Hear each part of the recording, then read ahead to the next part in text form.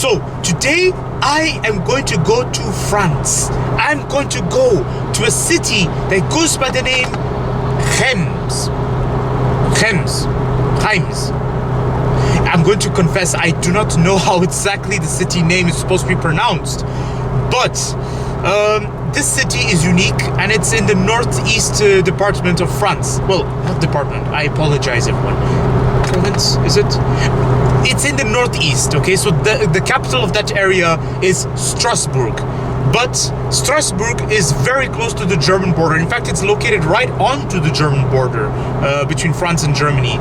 But the city I'm going to, Reims, is at the opposite side of that area. So Strasbourg is right next to the German border. Reims is very, like, at the... Yeah, it's at the other side of this northeast, the Grand Nord-Est. And another funny thing I actually want to point out is that on my way to Holland, I don't know if it's perhaps the highway I took, but I didn't see a single truck. Or maybe there were trucks, but they were like far away from me. Whereas here, I see lots of trucks. And also, not many people drive fast. Like, everybody is driving at a slow pace right here. Alright everyone, we are going to enter France. From this point, I will be making observations about what sort of cars I see and about the road quality. Alright, let's pay attention to the road quality. That's the most important thing. The road quality is going to change. And here it goes. Oh my goodness. I enter France and first thing I see is French cars already at a depot just nearby. Well, actually it was a post, a check post or something. But yeah, like just Renault, Peugeots. And the quality of the highway has changed significantly. It's good quality. I mean, it's as good as it has to be, but it's just very different to what I see in Belgium. And speed limit has changed as well. But I'm just gonna stick to my speed limit right here. I'm gonna stick to 90 because why not? I mean, yeah. So I drive slow because the faster you go, the more fuel you consume. Oh, it smells so good. I love it! Oh, yes! Oh! It's very, very warm outside, guys. According to the temperature, it's saying 14 degrees, but it does not feel like 14 degrees. It feels warmer than this, and I love it. This is the French beauty, guys. Look at this. I'm stuck in traffic, but I can appreciate it. Look outside. Look, it's so natural. I love it. I mean... It's just green. Oh my gosh, my. I love it. I really do. Okay guys, on my way to Reims, but look at this highway right here. This is the first time I've ever seen a highway like this. I mean, wow. Okay, it's like a... Well, I think it's a bridge. I believe it's a bridge. Has to be. Yeah, I think it's a bridge, guys, because according to the map, there's a river right under us.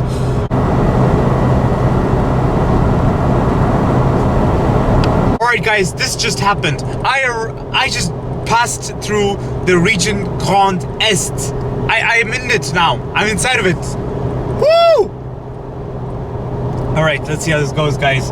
It's getting interesting. Now, the region Grand Est is one of the most interesting in France because it's more continental. The climate here is more continental, therefore it's more magnified compared to the oceanic climate you get in Belgium, in most of Belgium, especially in Brussels, and then also at the Lille area, so at the northwest France. In this part of France, the climate is more, in the summer it would be hotter, and in the winter it would be colder. Everyone, we have arrived at Reims. The bustling city of Reims. I'm only on the highway and already it's so lively. Oh my. It's very good. Now I just have to concentrate, stick to the leftmost lane. Oh yes everyone, I have arrived into the city of Reims.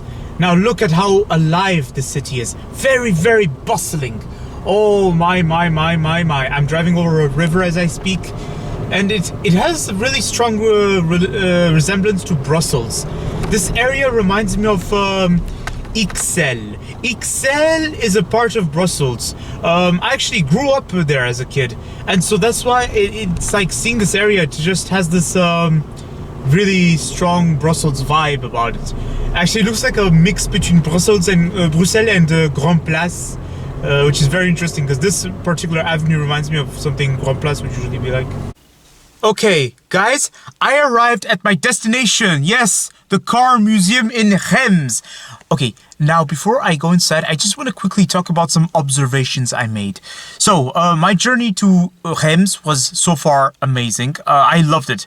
But I've noticed that, okay, the cars are French. I've seen a lot of French cars like Citroen, Peugeot, Renault. That's not surprising.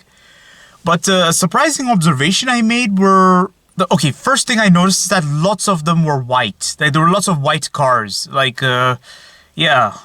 It surprises me because in Belgium, anywhere I go, not many people buy white cars.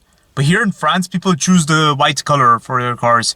So I'm curious to know why. But my best guess tells me that because the climate here is only so continental, it means in the summer it gets very hot. So that's why I'm assuming the color white is preferable to resist the heat. Or maybe it's because some people just want to budget and white is the cheapest color if you choose the base version. Well, I think, if I'm correct. And another observation I just made is that here in Reims, not many people drive premium cars. Because if you go to Brussels, or if you go to the town outside Brussels, you'll see lots of Volvo XC90s or lots of Mercedes GLEs or Audi Q7s or even BMW X5s, something like that, you know, those larger SUVs. But here in Reims, I didn't really notice many of those. And then also not many Mercedes E-classes or Audi A6 or BMW 5 Series. Now, many of you might think of saying that, oh, that's because Reims is not the capital city. Reims is just a city in this countryside. Yes, you are correct about this, but guys, I mean, think about it. Any city I go in Belgium or anywhere I go in Belgium, I'm always sure to see at least one Volvo XC90 or at least a couple of E-classes or Audi A6s. But here in France, I didn't really notice many of them. It's interesting. It's just an observation I made, guys. Just an observation. I did see a Porsche Cayenne on my way here, though, but that's it. Like, apart from that, I didn't really see much.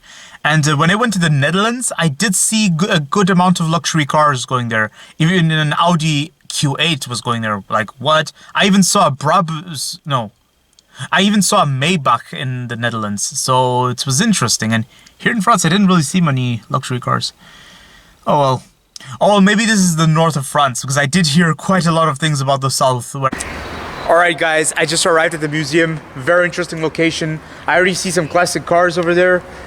Some old French cars. What? No kidding, guys. No kidding. That's actually a Renault Avantime hiding over there. Okay, I see a Renault Avantime over there. Some really interesting cars right there. But anyways, let's get down to exploring the museum. Hey everyone! Alright, so I explored the museum.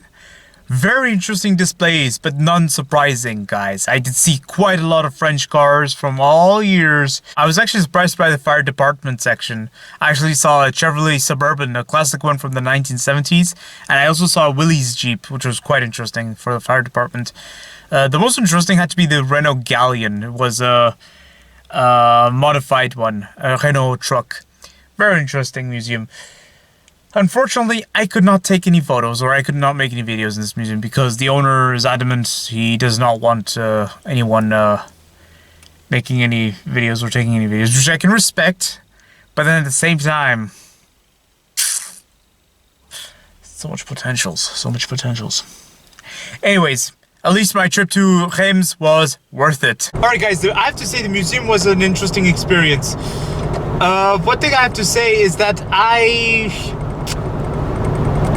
had some expectations for some more fancy things, but I did end up seeing some really cool cars.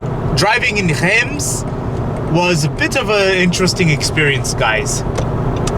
By now you probably know I drive a pickup truck, And in this pickup truck, it's not easy driving in Reims. But believe me, guys, it's not easy. It was a bit difficult for me to do. Well, I mean, it was fine. I had no problem. But parking was another thing.